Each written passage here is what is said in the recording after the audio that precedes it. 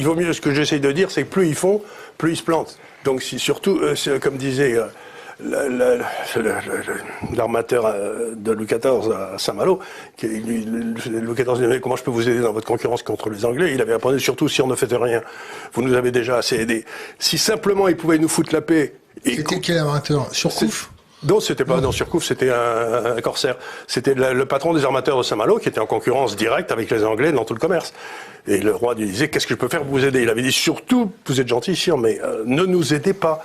Donc, si simplement l'État pouvait cesser de nous aider, s'il pouvait enlever tous les trucs qu'il a mis pour nous aider, par exemple, j'ai embauché une jeune personne, la semaine dernière, à 2200 € par mois, elle me coûte 50 000.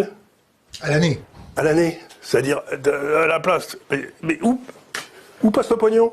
Oui, pourquoi quelqu'un que j'embauche, pourquoi il y a plus qui va à l'État qu'à son salaire? Il faut que les cotisations sociales soient mieux employées, d'accord, Charles? C'est ça? J'en sais rien. Moi, quand j'ai travaillé à Londres, j'étais un patron à Londres. Quand j'avais mon truc à Londres, si vous voulez, je disais aux gars, vous pouvez travailler à Londres ou à Paris. Et à Londres, ils avaient un fonds de retraite capitalisé, et ils avaient le système de soins. Ils avaient un système de soins qui marchait très bien parce qu'ils pouvaient prendre une mutuelle dans un truc qui leur coûtait 10% de leur salaire par mois.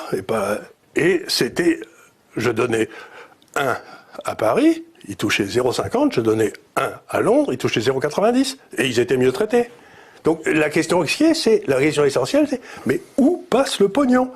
Pourquoi, aujourd'hui, la police ne marche pas, la justice ne marche pas, l'armée ne marche pas, la diplomatie ne marche pas, la santé ne marche pas, l'école ne marche pas, et on n'a jamais eu des prélèvements sociaux aussi incroyables. Donc, et qu'est-ce qu'ils font du fric? C'est ça la vraie question. Ils nous piquent du pognon dans tous les sens et on...